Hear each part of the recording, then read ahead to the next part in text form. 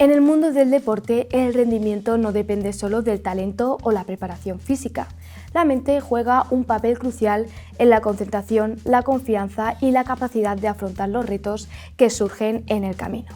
Sin embargo, mientras que el cuerpo se entrena a diario con rutinas exigentes, el entrenamiento mental sigue siendo, en muchos casos, el gran olvidado. ¿Cómo influyen los pensamientos, las emociones y la gestión de la presión en el desempeño de un deportista?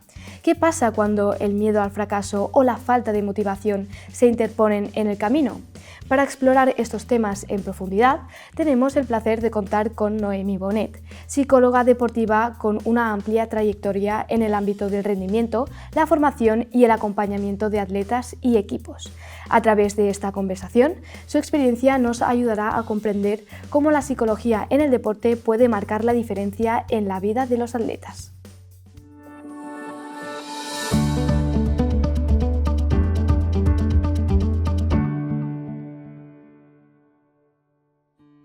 Bienvenida, Noemí, es un placer poder contar contigo hoy. Antes que nada, debemos decir que la psicología del deporte ha evolucionado muchísimo en los últimos años. ¿Podrías explicarnos de manera sencilla en qué consiste y por qué es tan importante en cualquier nivel de práctica? Buenos días, muchas gracias por invitarme hoy. La psicología deportiva es la ciencia que estudia los factores psicológicos que intervienen tanto en el rendimiento deportivo como en el bienestar del atleta, ¿no? Entonces es súper importante tenerla en cuenta porque al final es una preparación más en el entrenamiento. De la misma forma que entrenamos pues, la parte táctica de cada deporte, la parte técnica, la parte física, la parte mental es una parte más a tener en cuenta y que cada vez más, ¿no? Pues, los entrenadores y los deportistas pues, quieren trabajar con ello para tenerlo en cuenta. Y tú trabajas con gente que hace deporte por ocio y salud, que también son de formación, o gente deportista de élite. ¿Cómo varía el enfoque psicológico en cada caso? Yo creo que depende mucho. Sí que es verdad que hay enfoques que son similares, ¿no? Pues como son la gestión de las emociones, la gestión de la presión o lo que sea, pero yo creo que el enfoque en iniciación deportiva, con los más pequeñitos, en edades de formación sobre todo, los objetivos principales son el disfrute, que sepan gestionar sus emociones, sobre todo la tolerancia a la frustración, y después cuando hablamos más de alto rendimiento, deportistas de élite, sí que aquí entrarían más temas, ¿no? Pues como son la concentración, la gestión de la presión, de las expectativas. Y después con los que practican deporte por ocio y salud simplemente es pues, que el deporte se adapte a su vida de alguna forma y que se tenga en cuenta. ¿Qué dificultades suelen ser las más comunes en cada uno de estos niveles? Y como decías, los retos para los de formación son el disfrute y la concentración, pero ¿hay algún caso similar que ocurra con los deportistas de alto rendimiento? Sí, como te he dicho antes, yo creo que hay una cosa común en el deporte, ¿no? Que es que he de estar constantemente gestionando situaciones, ¿no? Entonces, yo creo que la gestión de las emociones es una cosa que está presente en todos los niveles deportivos, ya sea desde los más pequeñitos hasta el alto rendimiento, pero sí que hay pues, algunas diferencias, ¿no? Pues, no es la misma presión la que pueden sentir deportistas pequeñitos que se están iniciando o que están en edades de formación que la que puede sentir un deportista de alto rendimiento, que al final pues, depende de becas, de patrocinadores o de lo que sea, y esta presión pues, puede ser mucho más grande, y de hecho yo creo que es una de las cosas que más se trabajan, junto con la confianza en uno mismo y la presión pues, eso, del entorno, de las expectativas propias o impuestas por los demás, lo que sea. Como decías, el rendimiento de un deportista o de un equipo no solo depende de su talento o de la preparación física, sino también del trabajo coordinado con el staff técnico. El psicólogo no actúa de manera solitaria, sino que lo hace en colaboración con este equipo. Desde esta perspectiva, ¿cómo se trabaja con el equipo del staff técnico para fortalecer el liderazgo, la cohesión grupal o la confianza? Se trabaja haciendo reuniones con este equipo, ¿no? Yo de la forma que a mí me gusta trabajar es de forma interdisciplinar y teniendo reuniones periódicas pues, con los entrenadores o la gente que forme parte de ese club o de ese staff técnico. Entonces, de vez en cuando creo que es muy importante, aparte de trabajar con los deportistas, ¿no? Pues coordinarse con los entrenadores, con los preparadores físicos, con todas las personas que estén trabajando con los deportistas en ese club para poder trabajar de forma conjunta y poder compartir pues, casos y cosas que van pasando para así poder enfocarlos y trabajarlos pues, desde todas las perspectivas. ¿Y cuándo un deportista o un equipo deberían comenzar a trabajar con un psicólogo deportivo? Y una vez que empieza, ¿durante cuánto tiempo se recomienda mantener el entrenamiento mental? Yo creo que depende un poco del objetivo que tenga cada deportista, ¿no? Porque sí que es verdad que yo me he encontrado con deportistas que te vienen a buscar, ¿no? Pues, cuando tienen un problema en concreto, y ese puede ser uno de los motivos para empezar a trabajar con un psicólogo, pues veo que me cuesta gestionar mis emociones, veo que me falta confianza en mí mismo, lo que sea. Entonces hay deportistas pues, que vienen a buscarte para trabajo esto y ya está, simplemente pues, mantengo contacto contigo durante 2-3 meses, lo que cueste trabajar eso y poder mejorarlo, pero después hay otro tipo de deportistas, ¿no? Pues que lo que quieren es no tengo un problema en concreto, sino que simplemente quiero tener en cuenta esta parte de entrenamiento psicológico en mi entrenamiento. Entonces pues el contacto es igual más puntual, pero se alarga más en el tiempo, ¿no? Pues igual quiero verte una vez al mes, una vez cada 2 meses para seguir trabajando cositas y para pues, seguir teniendo en cuenta esta parte psicológica. Como he dicho, depende un poco del objetivo que tenga cada deportista o de la prioridad que tenga a la hora de trabajarlo. ¿Y cómo ha cambiado esta percepción de los entrenadores y los clubes sobre la importancia de la psicología en el deporte?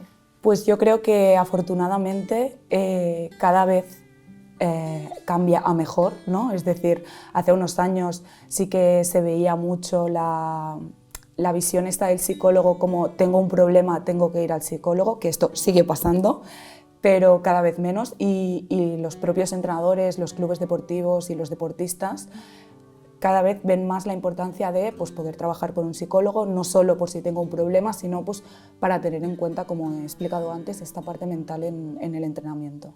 Ahora mismo trabajas con deportistas del baloncesto y la gimnasia rítmica.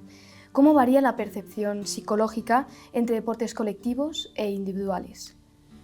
Bueno, es muy diferente porque, claro, en los deportes individuales, ¿no? A nivel psicológico, compites solo. Estás solo en la pista de competición con tus pensamientos, entonces eso puede hacer que tengas o puedas sentir mucha más presión a la hora de competir, ¿no? Entonces yo creo que en los deportes individuales a nivel psicológico lo que se trabaja más es la confianza y la gestión de esa presión, del pensamiento que tengo, de los pensamientos que tengo a la hora de competir.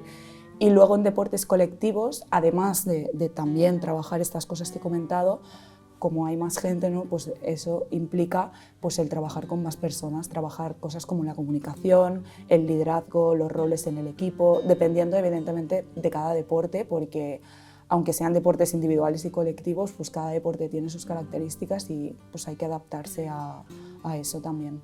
Como dices, la confianza y la cohesión grupal es clave para el éxito de un equipo. ¿Cómo se pueden trabajar estos aspectos psicológicos para optimizar el rendimiento y la dinámica grupal?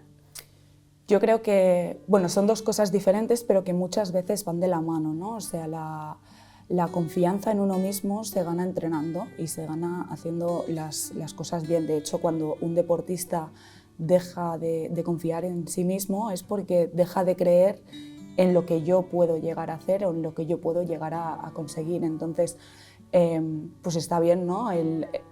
Que ese entorno deportivo, incluyendo al entrenador, sea un entorno de confianza y eso se trabaja trabajando con el deportista, pero trabajando también con el entrenador, ¿no? Pues que haya un entorno de seguridad, de confianza, que se puedan hablar las cosas y después hablando también de la cohesión de grupo, se puede trabajar pues haciendo con el entrenador igualmente, porque al final es que hablo mucho del entrenador, pero es que el entrenador es la persona que más tiempo pasa con sus deportistas, ¿no? Entonces el psicólogo sí que es verdad que puede trabajar, pero el que pasa más tiempo con sus deportistas es él, entonces asesorando al entrenador o incluso haciendo cosas conjuntas, se pueden hacer, ¿no? Pues dinámicas de equipo, establecer objetivos comunes, que esto es súper importante, que todas las personas del equipo trabajen para llegar a un mismo objetivo y generando ese ambiente de confianza del que hablaba antes.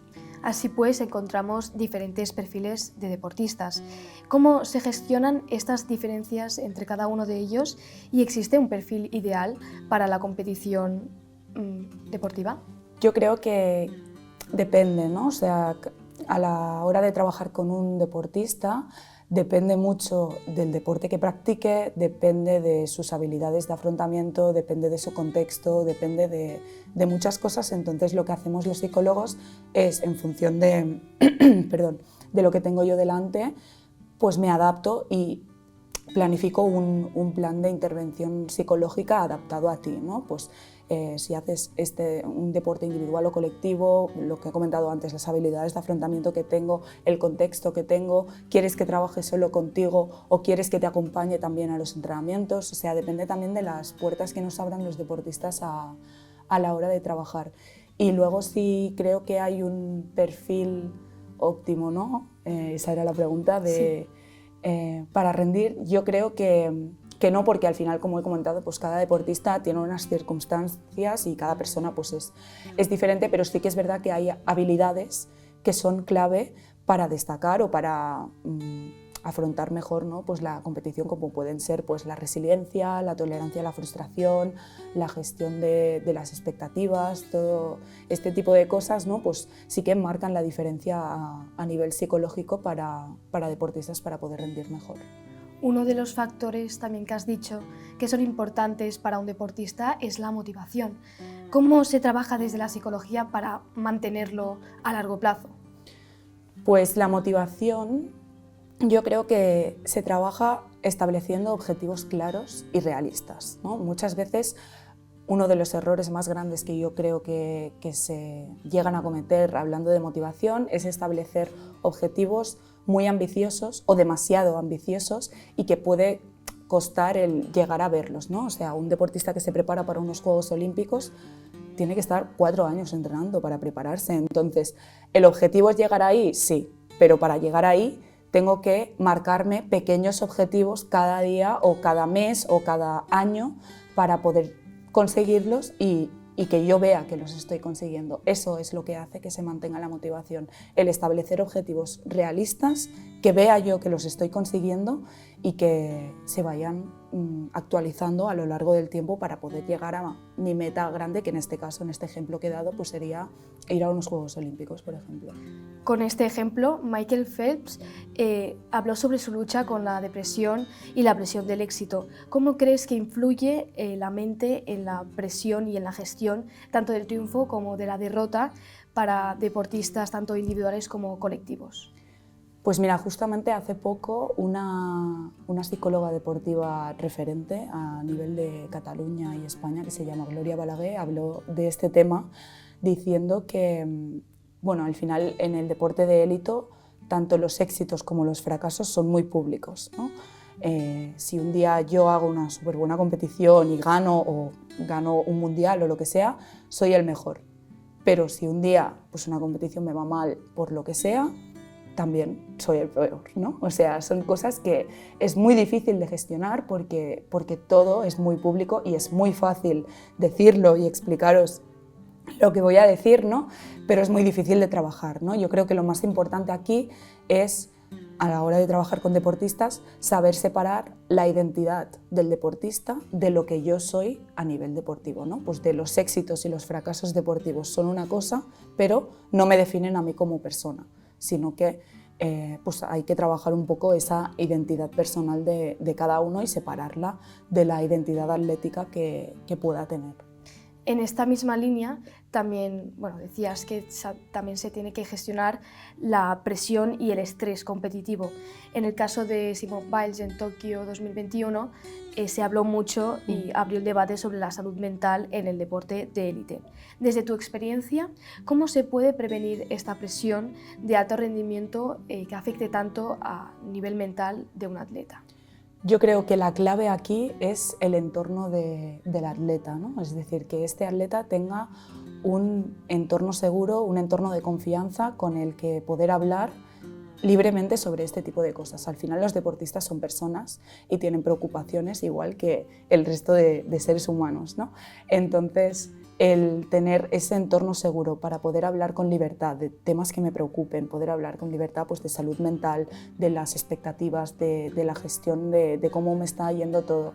Lo importante siempre es hablar, explicarlo, porque si nos lo quedamos dentro es mucho peor y luego pues, puede ocasionar pues, problemas graves de salud mental, como has comentado antes, ¿no? Pues como Simone Biles o Michael Phelps, que han hablado pues, de estos temas. ¿Y cómo se puede integrar este entrenamiento mental en el entrenamiento para que los deportistas lleguen mejor preparados en la competición?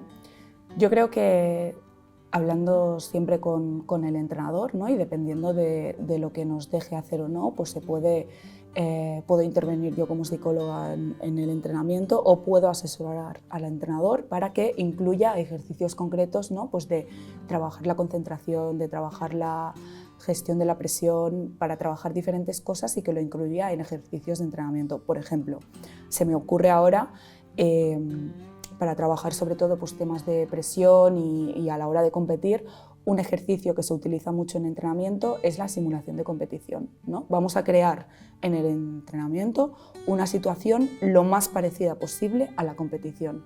¿Para qué? Para que yo me ponga en situación y lo entrene desde ahí. Porque cuando llegue el día de la competición, como yo ya lo habré trabajado y ya lo habré vivido antes, seguramente lo afronte de forma diferente, porque ya es como, bueno, ya sé de qué va esto, ya lo he trabajado, entonces pues será más fácil. No quiero decir que llegue el día de la competición y tenga cero nervios, no, al contrario, o sea, tendré nervios igual, pero igual los afronto de forma diferente, porque ya pues lo he trabajado en el entrenamiento. Y para mantener esta gestión de la presión a largo plazo, ¿qué podemos hacer? Depende del deporte, claro, esto no lo hemos hablado, pero y del estilo de competición de cada deporte, ¿no? O sea, hay deportes como son los típicos que conocemos, ¿no? Pues fútbol, básquet, vóley, el que sea, que hay competición cada fin de semana. Entonces, ahí tengo que estar cada fin de semana gestionando, ¿no? Pues durante toda una temporada todo este tema, porque al final pues sé que entreno cada semana y tengo partido cada semana, ¿no? Entonces, pues son cosas que tengo que ir gestionando y que tengo que ir trabajando pues poquito a poco y en cambio hay otros deportes, ¿no? Pues como son los deportes igual más artísticos, por ejemplo, que tienen muy pocas competiciones y ahí los nervios pues muchas veces son mucho más grandes. ¿Por qué? Porque pasamos de hablar, ¿no? Pues de tener un partido cada fin de semana a tener partidos o competiciones concretas en momentos de la temporada que pueden ser como 3 o 4, ¿no? Igual. Entonces, el trabajarlo a lo largo del tiempo es simplemente exponerme a esa situación, ¿vale? O sea, yo tengo que afrontar las competiciones, tengo que afrontar los partidos, tengo que vivirlos para ahí poder ir gestionando y poder irlo trabajando y para poder mantenerlo, pues evidentemente seguir compitiendo y seguir haciendo las cosas que hago. Pero bueno, si a mí me cuesta pues, gestionar los nervios o gestionar lo que sea, ¿no? Lo que no puede ser es que siempre haga lo mismo y que siempre acabe teniendo ese tipo de nervios, sino que lo que tengo que hacer es intentar pues, hacer cosas diferentes, intentar tener una rutina competitiva, intentar cosas para provocar cambios en mi vida y pues que esos nervios o esa presión pues, pueda mejorar y se pueda mantener a lo largo del tiempo. Yo creo que lo más importante es la rutina de competición y tener siempre un plan de competición, hacer siempre las mismas cosas a la hora de competir. Y esto se puede aplicar tanto a profesionales como a deportistas que no lo sean, ¿no? O sea, esas herramientas que has dicho para gestionar el estrés y la presión, ¿suelen ser las mismas? Sí, yo creo que sí. Cuando hablamos de este tipo de cosas, pues hay técnicas como son la respiración consciente, la visualización, el entrenamiento en planes de competición, todas estas cosas se pueden aplicar a cualquier nivel. Al final, respirar, por ejemplo, respiramos todos, ¿no? Pero de forma consciente muchas veces no. Y el entrenamiento pues, en respiración, el entrenamiento en visualización ayuda a los deportistas a trabajar esa presión, a trabajar esos nervios y a poder mejorarlos en competición. No hay una que sea mejor que la otra, simplemente la que se adapte mejor a cada deportista. Como he comentado antes, cada deportista es único, cada deportista tiene un entorno, un contexto diferente y a cada deportista le van bien unas cosas u otras. Entonces, pues en función de lo que le vaya bien a uno u otro, pues trabajo respiraciones, trabajo visualización, trabajo un plan de competición, trabajo la gestión de pensamientos, trabajo lo que sea. La presión no solo viene del propio atleta, sino también del entorno. ¿Cómo se puede aprender a gestionar estas expectativas externas?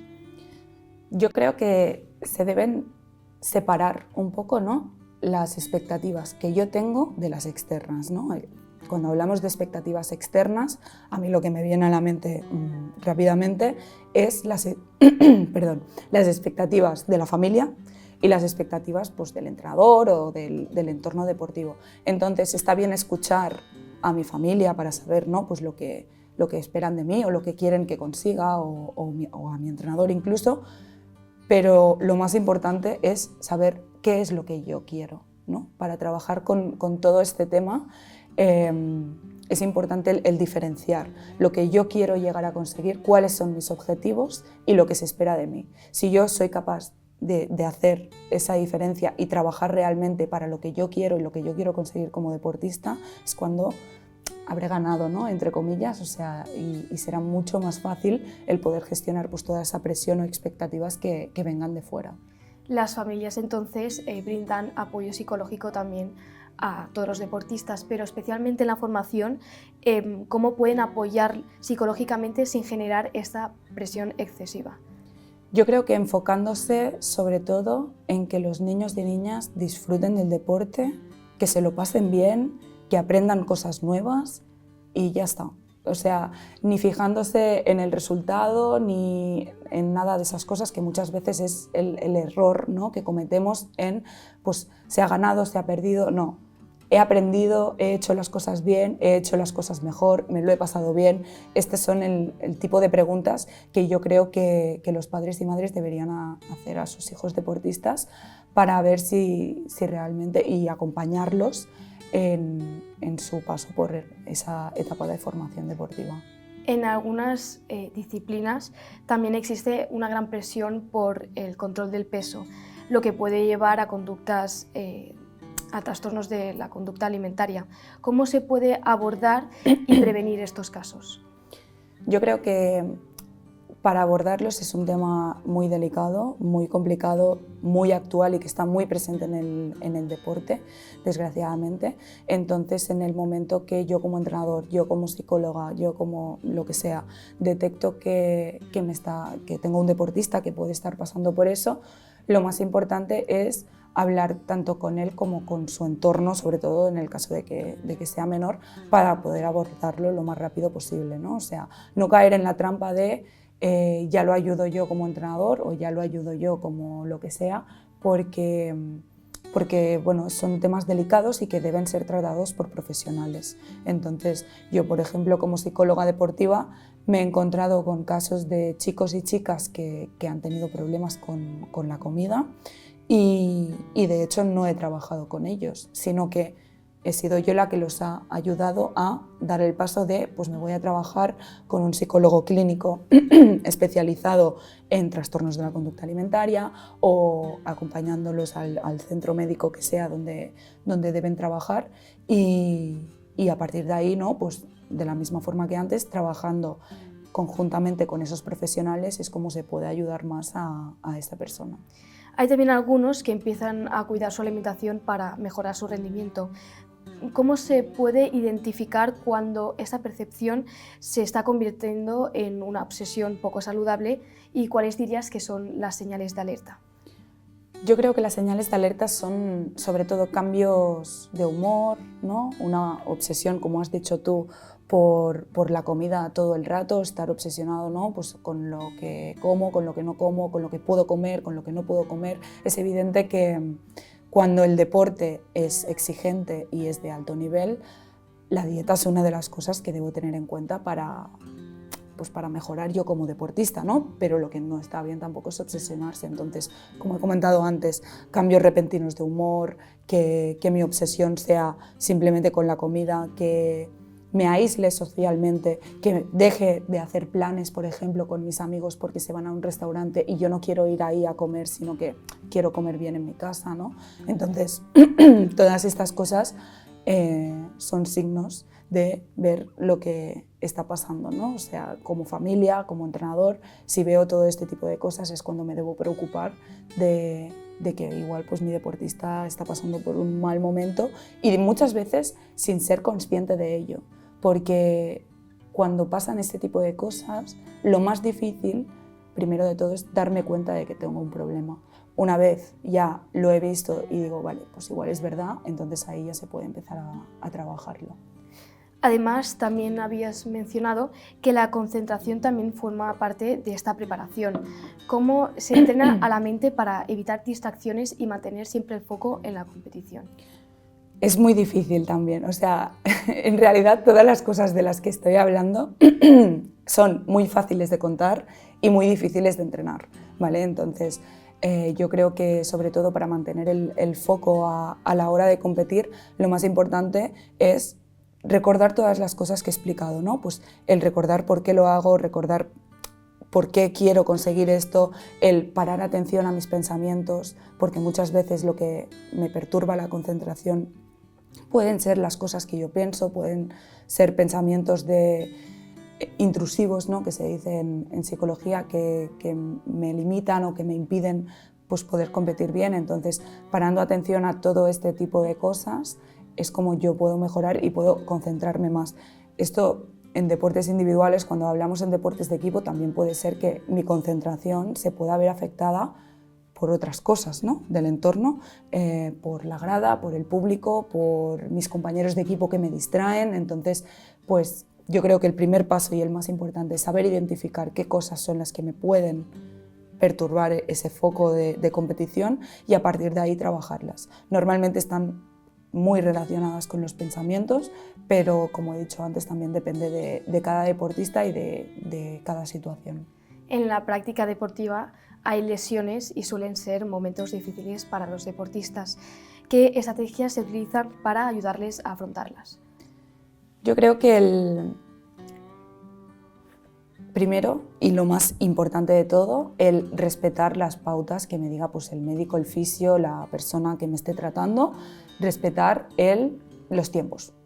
Entonces, una vez soy consciente de esos tiempos de recuperación, trabajo con objetivos de recuperación y no me avanzo a ellos, porque en el momento que, o sea, un deportista cuando se lesiona, ¿no? Normalmente siempre cree que va a estar listo antes de lo que en realidad estará, ¿no? Entonces, es un poco, yo lo comparo con un duelo, ¿no? Porque al final el perder a una persona me lleva a pasar por diferentes fases, ¿no? Pues que son la negación, la rabia, bueno, diferentes fases que en un deportista lesionado pues también se ven. Entonces, acompañando al deportista a nivel psicológico, es importante ver en qué fase está y, dependiendo de la fase de recuperación en la que esté, pues ir trabajando unas cosas u otras, ¿no? Yo creo que una de las cosas más importantes es el no desvincularse del deporte, es decir, aunque esté lesionado, aunque me encuentre mal, aunque me duele la pierna, igual no ir todos los días al entrenamiento, o sí, para no perder ese vínculo con el deporte.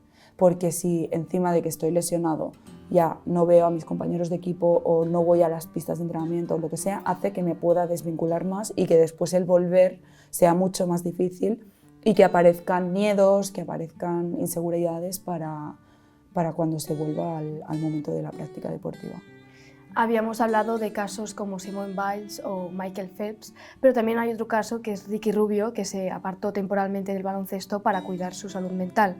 ¿Cómo crees que es de importante que estos referentes hablen sobre estos temas y qué impacto crees que tienen sobre los deportistas más jóvenes? Yo creo que es crucial que deportistas de élite, como son los que has dicho tú y muchos otros que han hablado de salud mental, hablen de este tema, porque yo creo y estoy segura de que uno de los motivos de por qué la psicología deportiva ha crecido tanto estos años es justamente por esto, porque los referentes, porque los deportistas de élite hablan de su salud mental, hablan de que trabajan con psicólogos, entonces eso es súper importante porque los nuevos deportistas lo ven y lo normalizan como hemos hablado antes, ¿no? Pues como una parte más del entrenamiento y que lo digan personas o deportistas de este nivel, pues ayuda muchísimo a que la figura del psicólogo o la psicología deportiva en general pues se normalice. Hoy en día también se habla mucho del coaching deportivo. ¿Cuáles son las diferencias principales entre la psicología deportiva y el coaching y en qué casos es recomendable aplicar cada uno de estos? Bueno, yo creo que la psicología deportiva, al final un psicólogo deportivo es una persona que ha estudiado psicología y que se ha especializado, ¿no? Pues en psicología deportiva o tiene formación en el ámbito deportivo. Un coach es una persona que no necesariamente ha estudiado psicología, sino que puede haber estudiado cualquier otra carrera y entonces pues no tiene igual los conocimientos que puede tener un psicólogo deportivo. Yo creo que el tema está en, o sea, cuando yo practico un deporte y quiero trabajar con un psicólogo deportivo, debo trabajar con un psicólogo deportivo, no debo trabajar con un coach, porque al final un coach, lo que te he comentado, es una persona que no necesariamente es psicólogo, entonces si trabajo con una persona que no es psicóloga o que no entiende de emociones, que no entiende de la gestión del contexto del deportista, de muchas cosas y de formación especializada que solo tienen los psicólogos, pues es muy difícil que me pueda ayudar con las cosas que yo le planteo. Y ya para terminar con esta entrevista, para aquellos estudiantes que nos están viendo y que quieren dedicarse a este ámbito profesionalmente, ¿qué consejos les darías para crecer y formarse profesionalmente?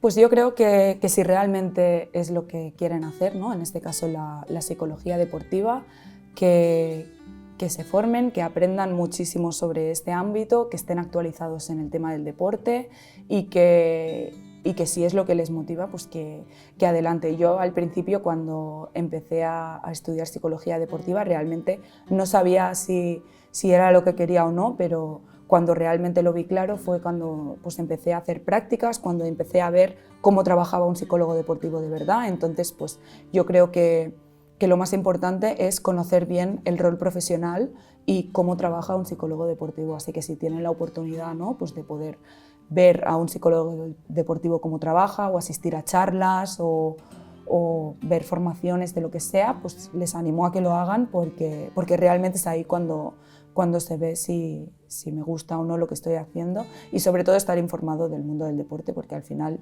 nuestro campo sí que es la psicología pero está muy relacionada con el deporte y entonces pues tengo que estar actualizado también. Pues Noemí, ha sido un placer escucharte. Muchas gracias por darnos esta visión sobre la psicología y entender la importancia de este ámbito en el deporte y cómo marca a los deportistas y estoy segura que tu experiencia e inspiración ayudará a quienes nos ven. Muchas gracias. Gracias a vosotros.